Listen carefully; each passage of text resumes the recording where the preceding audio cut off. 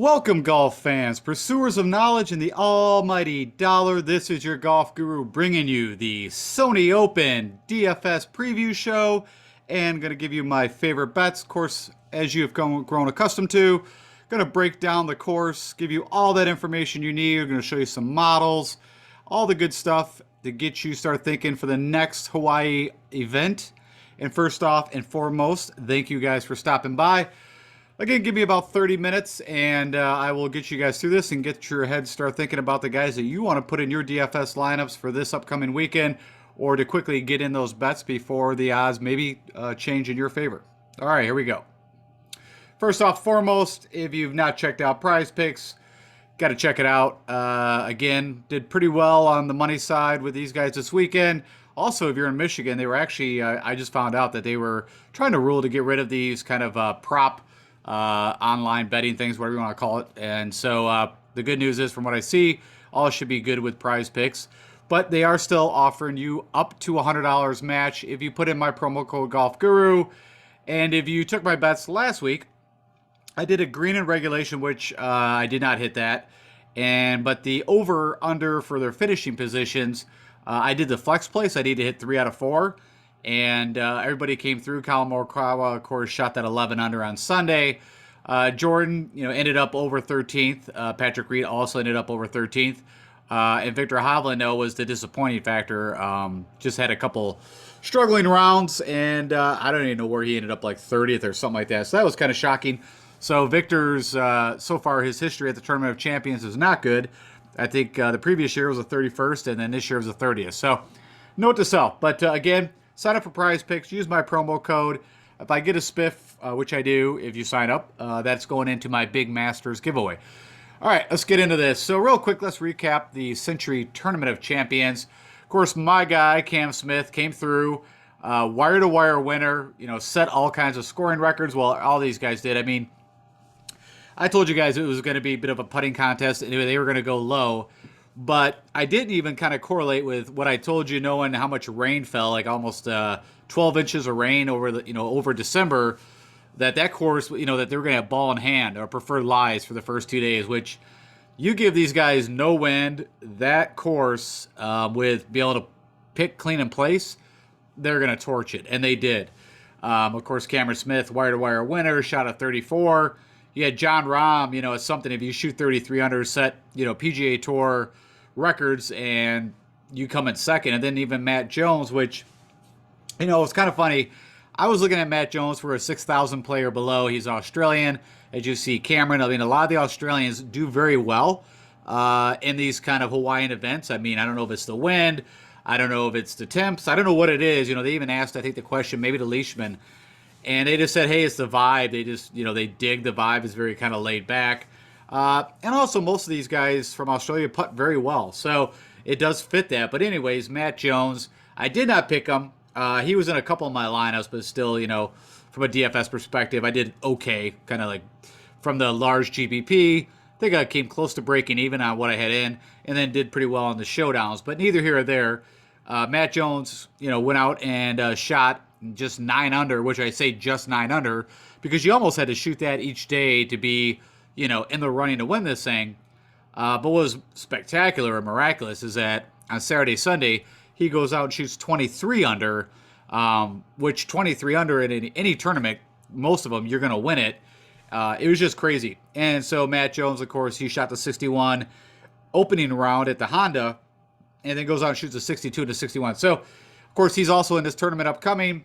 I bet you he's going to be super chalk. I did look at his odds. We'll talk about that when I get to the betting side. So talk about some good things. As I always talk to you guys, and actually this year, I've asked for this before, but man, I'd really like to hear from anybody that's, taking my advice or using it, or even if you're not using it, but you've had some nice wins that you want to share. I want to do kind of a little, area about talk about the winners within the Golf Guru community. So if you'll send me anything that you guys, through Twitter or through YouTube comments, let me know what you guys done. I like to just start tracking this. But from my side, I did hit Cam Smith on a round one winner, or round one leader, I guess I should say. That was 20 to 1. Nothing huge, because those odds aren't that great. I didn't put a ton down, but it was still a nice hit. Kind of paid for some of the bets from a DFS perspective. And then, of course, from an outright winner, I hit him 14-1, which I think he was on my favorite bets. So hopefully you guys follow that. You were also a winner. So that was nice. So those two alone pretty much paid for the weekend, and then everything else was kind of gravy. And then again, I already talked about Matt Jones. Just I just wanted to bring it up again. I mean, I'm a fan of him. I'm a fan of how he plays. He plays a lot like I do, like literally walk up, really no practice swing, get over it, see your shot, swing, and go. So if I ever had to play, they say, who'd you want to play golf with? He would be in that foursome just because I love his tempo. And then last, I wanted to bring kind of show you guys the stroke gain data that came from the tournament. And again, it did come up again. It was all about the putter and approach. You can see Rahm approach, putting. Jones did a lot with the putter and around the green. Of course, he had a couple chip-ins for eagles. Patrick Cantlay was a lot on approach. The putter kind of let him down a little bit. Funny, Daniel Berger led the field in approach, but struggled a bit with the putter, which we saw on Saturday, Sunday. And then Morikawa, man, I mean, he was one of my what I use in a GPP play. I know he wasn't one of my picks, but he was kind of a build I was going with. But Hovland's who kind of crushed me. Of course, I had Smith, so it was kind of like a lot of my builds went JT, Morikawa, Smith, or I'd throw in Berger. Like that was kind of my top three. I had Rahm, I think, in one, but I guess you could say Rahm did not have any rust that he needed to kick off, so my narrative was a little bit shot there. And then of course JT, right? I think I believe he was in last, starting either Friday or Saturday. I think it was Saturday morning, and I was watching him. And when I saw him get off to a pretty good start to the first few holes, he was 150-1, and I put a bet on him. Just and by the end of the day, of course, he was leading the tournament when he was done. But then, of course, once Rahm and Smith went, I think he was 5 or 6 shots back. But, good on JT, good run. And then Kevin Kisner was also a bit of a shock to me. We saw Kevin Kisner's game has struggled except for his win at the Wyndham, if I remember correctly. You could see it was definitely not off the tee. It was all on approach and putting again. So that's what you need here. And it's not too different what I'm going to be talking about for the Sony Open. And on that note, let's go talk about it. So again, we are staying in Hawaii. We're heading over to the Big Island, Honolulu. We are playing, of course, Wailea Country Club, which has hosted the Sony Open, maybe named this or that, but mostly it's been since 1965. So got a ton of historical data. Architect is Seth Rayner. And what is a bit different, we don't have a lot of these, but it's a par 70, and it's just over 7,000 yards. So we'll get into comp courses and talk about that. I think it's definitely relevant at this tournament, but very much different. And I mentioned to you guys when we were talking about the Tournament of Champions that the only thing you could reference about the Sony Open comparative is that they're both played in Hawaii, and that's about it. Other than that, total different courses. But funny enough, similar skill sets that you need to win this. Fairways, rough and greens, all Bermuda. I didn't have a length on the rough, but I would guess typically on average about 2.5. The player field's 144 players right now that are committed to play. And we got a few of the guys that we just saw, like the Leishmans and Cam Smith, I believe Kevin Na. I mean, there's a few of them, but we're not going to have the huge names, not the Roms and the JTs and whatnot that's playing. So, of course, it is a full field event, and it is going to be top 65 in ties, make it to the weekend. And what typically you need to shoot, it's somewhere about 2 to 3 under. This 2 over was the year Cam Smith won at 2020, where the first 2 rounds were crazy winds. So, again, if the wind blows, which, I looked at the weather just a little bit, and we're definitely going to have more wind right now is what's forecasted. So, we're definitely not going to see the 30 unders. An average on this tournament, you don't have 4 par 5s. And so, it's going to be somewhere around the low 20s is what I would guess. On the high side, might be maybe the winner's 25 under. Give you an idea of some past winners. Of course, you had Kevin Na last year at 21 under. Cam Smith at 11 under. And that was with a playoff with Brendan Steele, who has 2 good showings here the last couple of years. Then Matt Kuchar. And so really, if you just look at those 3 guys and a little bit about these guys in golf, what these guys all do very well is putt. They don't typically drive the ball. I mean, Nah and Kuchar, just keep it in play off the tee. You need decent irons, which both those guys can, but you really got to be a really good putter here. So it is a bit of a putting contest once again. The green size is just a little over average, so 6,500 square feet, so not as big, but larger than average. Pretty simple, flat complexes, nothing too crazy. We also have a bit of sand here, like we did at the Tournament of Champions. We got 83 sand bunkers. There is water hazards here. You got 4. I'll show those because it's kind of a river kind of runs through this thing, and then it's average green speeds. I think they'll be a hair faster than what we saw at the Tournament of Champions, just due to this. Yes, this is on the water, but it's not like directly on the water. Well, it is in some areas. I shouldn't say that. It is an island, but so I'm guessing around 10.5 to 11. Course defense, I already mentioned wind could definitely be a factor like in 2020. There is more trees here you can get in your way. You've got the rivers that kind of run through this. You've got a couple I guess it's man-made water hazards like little ponds. So that's, a little more unique. There wasn't really any of that they had to worry about at the plantation course.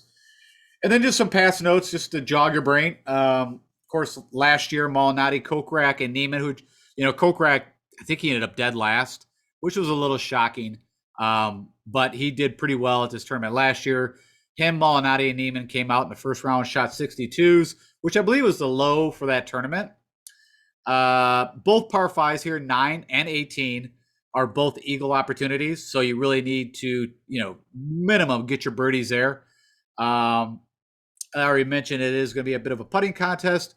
And you want guys that are really good with the irons. There's a little more, we'll say, longer shots with some of the par 3s, and some of the approaches will, because there's some longer par 4s that is going to demand a little bit longer iron. You don't have the elevation changes here. So when you were hitting 220 at Plantation, right, you can still be hitting like a 7-iron because you were, dropping down like 40, 50 yards or whatever. So long story short, we're going to need a little better ball strikers with the irons. And then just some also notes on past winners and guys that you might not be thinking of, but Jimmy Walker actually has won here back-to-back, 2014, 2015. He is in the field. You've got Chris Kirk, who has been a runner-up twice, I think even including last year. He's had a 5th and a 10th, so also really good course history. And then my boy Patty Kazire, my broke-back guy that just can't quit. Of course, he has a win here. I believe his only win is here and Mayakoba. He won back in 2018, but also he's played it 5 times. He's had a 7th, a 13th, and a couple miscuts, but pretty good course history. So you're just thinking of some horses for courses. There's a few guys right there thrown out. All right, real quick, if you want to look at kind of how Wailea breaks down, really what I wanted to show you is that there's these 2 inlet rivers that kind of wind through some of the holes, cuts through 5, around, the green on 7, around the fairway on 8. On 3 and 2, you've got this water hazard that comes into play on both holes. And then same here, you could say this, river kind of comes into play on 12 and possibly 13 around the green on both sides. So that's kind of the nuances, like I said. And if you want to look, you get a little better understanding of this inlet kind of river running through. And I mentioned a little more trees, nothing crazy, but I think scrambling does show up here. You don't need guys that are excellent off the tee. You just need guys, like I said, that get in, somewhere where you can get your second shot to the green and make the putts. And then I had this graphic last time, but I thought, hey, it's applicable again. I mean, Plantation course, I showed you greens and reg is the easiest on the PGA Tour. And then really these are 2 good comp courses. Well, definitely this one, Sea Island, which is, I believe, a par 70, Bermuda, around little over 7,000 yards. But see, Wailea Country Club comes in as the 4th easiest to greens to hit in reg. And then Sedgefield for the Wyndham, which is a good another comp course. Also, I believe, a par 70 in Bermuda, just over 7,000 yards. This is another course we can look at. Oh, and then just side note, you had JT shoot a 59 at this course, round 1 in 2018, I believe it was, when he won. So, again, just kind of showing you can definitely go low at this course. All right, if we want to just kind of break down what we're looking at for this course, again, I mentioned only 2 par 5s. You've got 4 par 3s and I believe 11 par 4s off the top of my head. Some similarities is the first two holes are kind of the toughest holes, which so it's not a gentle handshake. Really, this front nine is the tougher out of the two nines. But I mentioned 9 and 18 are your eagle opportunities, which represent, you can see here, and what you're looking at. Just sometimes I don't tell you guys, this is historical stroke gain data and how these guys have scored over multiple years. So just gives you an idea which holes are the hardest, which not the number one handicap hole will be number 13, a long par 4. You've also got these longer par 3s here, something that I'm going to be putting in the model. And also these par 4s, as I mentioned, come up. And I think all par 3s except one. Yeah, they're all decent size. And one of them, I think, is over 200. Yeah, 204 right here, number 4. Of course, I have the official scorecard that I got from the PGA Tour Communications. And all these yardages and everything is on the nose. So all that is good data. I'd say from a showdown perspective, again, is there any advantage? It's all depending on how you think. What I would say, if it's going to be windy in the afternoon, you're going to have a little gentler winds in the morning, maybe go with the guys that are teeing off number 1. And then that way they're, but you could also look at it as, hey, the easy 9 with no wind, they could even do more damage. So, there's really no significant, I don't think, from a showdown perspective. And it even from picking your flights. Now, what I mean by that is, for a 4-day tournament, sometimes it does come down to the draw you get if it's morning or afternoon. We're going to have to keep an eye on the weather and worry about that at that time. But again, maybe again, you want the guys that are starting off on hole number 1, get, less wind and play the easier 9 when the winds pick up. All right. So how do you win the Sony Open from a stroke gain analysis approach? Again, really, you could use approach putting 1A, 1B, either one of these, but they're both the very most important areas that we have to look at. I think ball striking comes a little more play in here. The reason why is the longer approaches that show up, and also the long par 3s. I put scrambling in here, and it does show up, is because I'm not so much worried about guys hitting fairways and distance. I do have off the tee, but it's set very low. But scrambling, I can see if you do get a little wayward with the palm trees and different things, that you're gonna have to be able to be a little creative, especially around the greens. Around the green, short game sand safe does show up here. You definitely have to have that, and you have to have that everywhere. But it does show up. And then the proximity to pins I will be plugging into the model. 25% of the approach shots are coming in between 150 and 175. And then the next one it shows up is 175 to 200 at 23%. So those will be in the model. I'm looking at stroke gains on par 4s. I'm looking between 4 to 450, and then also 450 to 500. So I just put that all into one, but it does break down in those two things in the model. And then there's also 3 par 3s from 175 to 200. Then I told you the fourth one's over 200.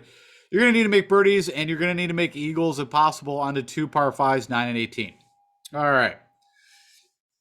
And then to kind of always vet that out, I mean, I think, there's certain areas within what I show you guys that I think is important. I think this is one of the more important because you really get an understanding of what guys did well in the past.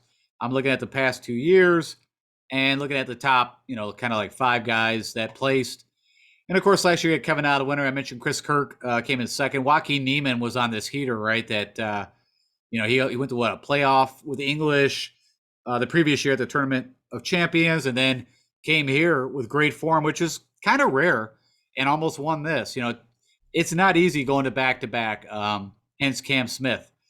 But anyways, if you look in short over these past 2 years, and we kind of already discussed this, it's all about approach, and it's all about putting. You can see off the tee, you got guys that didn't gain at all, or actually lost strokes. There's here or there, you'll see, like a Ryan Palmer who gained 5.5, but still had to do it with the putter and still had to be positive with the irons. But overwhelmingly, you can see guys need to gain some solid strokes with the irons. I mean, there's this one with Cam Smith who just went en fuego with the putter, gaining over 8 strokes with the putter. So, I mean, you can always say there's different ways to do it. But in short, it's going to come down to guys putting well and hitting their irons well. And that's the simplest. And then I mentioned Cam Smith, right? I mean, of course, I told you guys his only win as an individual player was in Hawaii. That came to fruition again, amazing enough. His 2 wins, again, individual.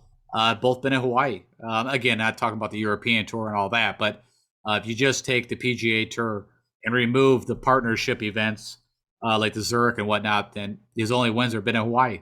Okay, so let's jump into the models and talk about the different areas that I think is important. Of course, I always start out with recent form. And what you're looking at here is the past 12 rounds of golf that these guys have played. Now, you got to remember, some of these guys we haven't seen since, and most of them have been like the RSM, the Mayakoba, the Houston. You know, that's where a lot of these guys, right? Because we have a full field event. So you're getting a lot of the guys that came up from the Korn Ferry Tour. You know, when you take out the top FedEx players, and we still have a few here. It's not a terrible field, but it's nowhere near what it was at the Tournament of Champions, of course. We're going to see some names that we're going to remember, but it's going to have to like kind of kick the brain a little bit. With that said, what I've got in the model is I'm weighting approach at 20%, putting at 15%, ball striking, which is combining off the tee and approach at 10%. I threw in some scrambling because I think you're going to need a little bit of that here. It has showed up in the past. The proximities I talked about, 5%, 5%. Around the green and sand saves. Around the green, I got a 10 because, again, you know, I've seen some guys, you know, chipping in around the greens quite a bit here. You're going to see, you know, if you get in the sand around the greens, it's pretty easy to get out. The par threes, I put in at 175, 200. I got your par fours. Got to make birdies, and there's going to be more of that when I go into my picks. You're going to see more about who does well on Bermuda greens and who, you know, who's making the birdies.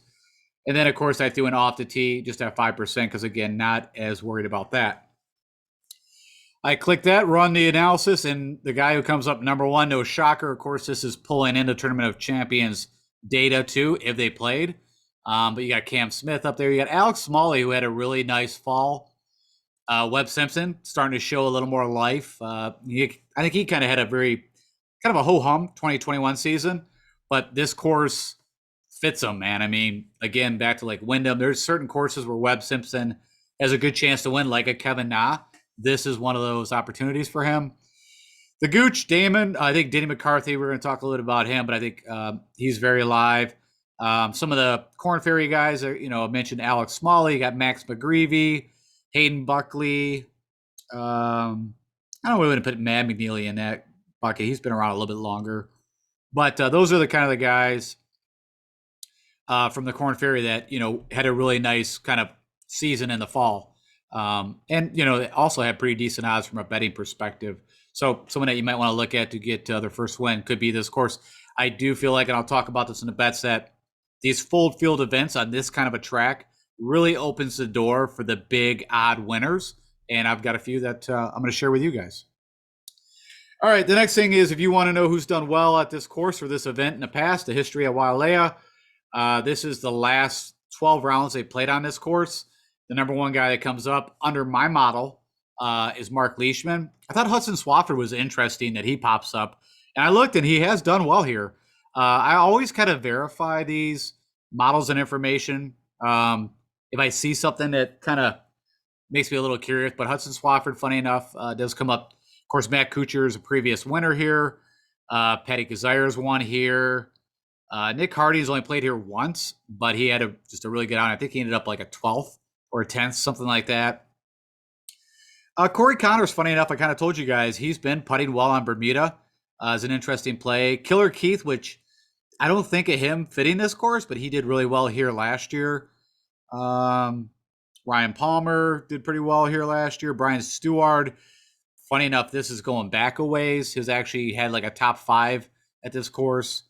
And then funny enough, Bryson DeChambeau on smaller tracks like an RBC Heritage at Harbor Town actually does okay.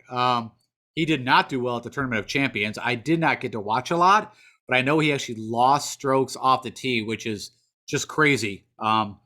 Totally different than you would think for that course. Why I mean, I didn't pick Bryson. I didn't play him, but I thought, you know, as probably a lot of people, hey, you know, he could take advantage of those wide open fairways and distance, but it just didn't come to fruition. So that happens with Bryson. There's different times where you think it, you know, like the Masters, where everybody was like, oh, game over, he's going to win it. And then, you know, misses the cut or just doesn't even do well. All right. The other thing that I wanted to know is who's the best putter on Bermuda. So what I did with this, just so you know, because it's a little different, I took 24 rounds, so a larger sample. Whenever I look at guys that are putting, I want to see a little bigger sample. And then also what's different is I clicked on the filter and I wanted to put average speed to see what that did. And it came up with kind of the guys that I was expecting. So I was good with that. But again, Webb Simpson, Andrew Putnam, you got your Denny McCarthy, Leishman, Billy Hull on Bermuda. Again, I told you Corey Connors, funny enough, we all think he's a terrible putter, but on Bermuda, he has had success. His win at Valero is Bermuda. There's Matty Jones showing up. Coke Rack, which again didn't work out well. Mr. Adam Long, we're going to talk about him a little further. Sanjay M does do well on putting on there. So again, some guys to think about that you might want to play. I think if you ask me which one, if you just want to take one model, this one would be up there on one that I would definitely be excited to plug a lot of these guys into a DFS lineup or bet. And then, of course, on approach, I actually probably weigh putting a little bit more than the approach, but just so you know, again, over the fall rounds, again, remember that RSM, the Houston, Mayakoba, you've got Tom Hoagie, Gooch, Rhea, Smith shows up again. You got Russ Henley, has been playing pretty decent golf. Swafford shows up again. Christian Bezadenhout is an interesting play. I think I picked him. I liked him for the Bermuda. I think he played, and it did not work out, which shocked me because when I think of Christian Bezadenhout, this course, Bermuda greens, just makes total sense. But again, sometimes it all doesn't fit, doesn't work out. But this is the one I think, especially for this event, I think comparable courses is really going to apply. It's very applicable. I told you guys for last weekend that the Tournament of Champions, I was not putting much weight because there's no par 73s out there. There's really no course out there that can allow you to do what we just saw. The only other time off the top of my head was at TPC Boston, where they played the first FedEx event, would have been 2020, where DJ, I believe, shot something like 30, 31 under. Like, that is so rare that happens. Of course, all those things had to culminate with the wet, conditions, ball in hand, wide open fairways, blah, blah, blah, blah. But I really think that it is going to transfer over guys who do well at the RSM. I mentioned it's about 7,000 yards, par 70 or 71. I sometimes forget. But it is Bermuda. All these courses, these three, Sedgefield, you got TPC Southwind where they played at FedEx St. Jude, and then PGA National. They all are good, great comparable courses. You could even throw in the American Express, which is, I believe, a par 71. I didn't put the Amex in, but I think it's very applicable. Even like Siwoo Kim, who won there. So with that said, if you look over the last 3 tournaments these guys played at these comparable courses, right off the bat, Kevin Na, of course, won this event, and then I believe he also did well. I'm trying to remember off the top of my head. Maybe it was the Wyndham, and maybe even the FedEx St. Jude, but it doesn't matter. Webb Simpson, of course, Denny McCarthy, Kevin Kisner, who actually, like I said, shockingly for me, came kind of out of nowhere to do what he did at the Tournament of Champions. Didn't really do that well. I believe round 1, he was kind of struggling, but really kind of turned around the putter, kind of saved him. Chris Kirk, great history here. I mentioned already. You got Matty Jones showing up, Leishman, who I really like. You got like the Luke Donalds. If you're thinking about your 6,000 play, Luke Donald could do very well here. Zach Johnson should be in the field. Yep, there he is. Who's had some good success here. This fits him to a T. Irons, putting. That's him. Okay, so let's get in the bets for you guys and wrap this thing up. All right, so of course, you guys know me. If you've been with me for a while, I got my broke back, can't quit, Paddy Kazire, 100 to 1. I was all over that.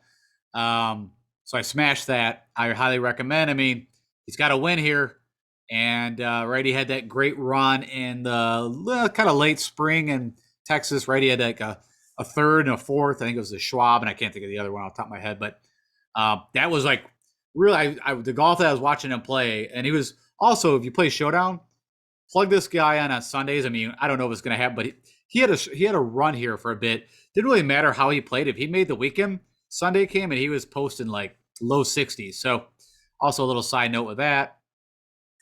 Siwoo Kim, it's not a Pete Dye course, but it is a course like the Amex that is short. It's Bermuda. He's actually got a really good around the green game. We all know he can be very hot with the irons. It's the putter. He gets super streaky, but I bet on him 71. I like him. Of course, Brennan Steele, course history, right? He had the runner up last year, went to a playoff. Year before that, I think he had a fifth. But the year before that, he had a miscut. But, 2 out of 3 years, he's top 5 or better. So why not 80-1? I'm all over that. Denny McCarthy. If you go look at Denny McCarthy's, past few events, he's been playing really good golf in the fall, and we all know he's putting. I think he gains almost a full stroke on the field when he putts on Bermuda. So again, good recent history, and he also has done pretty well, if I remember off the top of my head, at these kind of coastal events. So 80-1, I'm all over that. And then last but not least, my, hey, pick the guy you think is going to win the tournament. Also, if you're doing one and done, I am in the Pat Mayo Cup. So I am going to be doing one and done. So I'm going to be doing it on my Wednesday shows for you guys. So I will put my one and done pick. But Mark Leishman, if I had to pick a guy who I think is going to win this thing, I told you Cam Smith and Mark Leishman, to me, have like almost the identical game on how they play off the tee, on what they can do with their irons.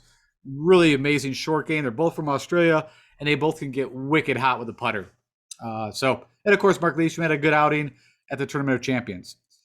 And then what I'm calling the Adam Long shot, a little play on words.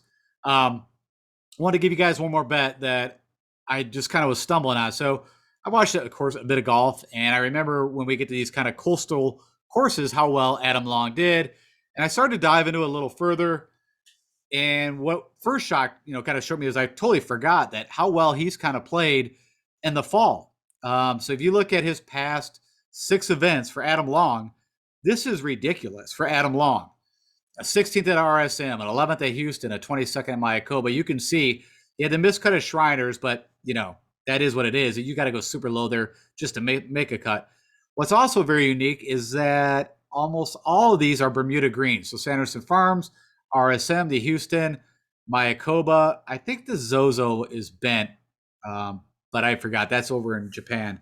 Maybe it's Bermuda. I forgot now what they have as a surface over there, but it doesn't matter. Neither here or there. That's great golf. I mean, gaining, real well. You can see what he did with the putter on Bermuda on a couple of these. It's really, you can see it's the irons. If he gets the irons just gaining a couple strokes with just gain 4 or 5 strokes with that putter, he can win this thing. So I'm throwing it out there. It's a little the spidey senses, the gut call. Last but not least, also, I wanted to pull this up for you guys. Just again, tell you a little further on this, that as I mentioned, when he's playing in these, what I call them island course, tropical kind of conditions, he's had a 2nd at the OHL, a 3rd at the OHL, a 5th at Corrales. The Houston Opens are all Bermuda. And then there's my RSM recently. And then the Amex, which I told you guys, again, a good comparable course. I don't know if Amex is, I think it is Bermuda, but it is definitely like a par 70, 7,000 yards. So, and also I think they rotate a few courses there, but neither here or there. I'm excited about this, and hey, throw a buck on it. Worst case, you win 100 if it happens. But I went a little heavy on this one. I just feel it. So you heard it here first, Adam Long.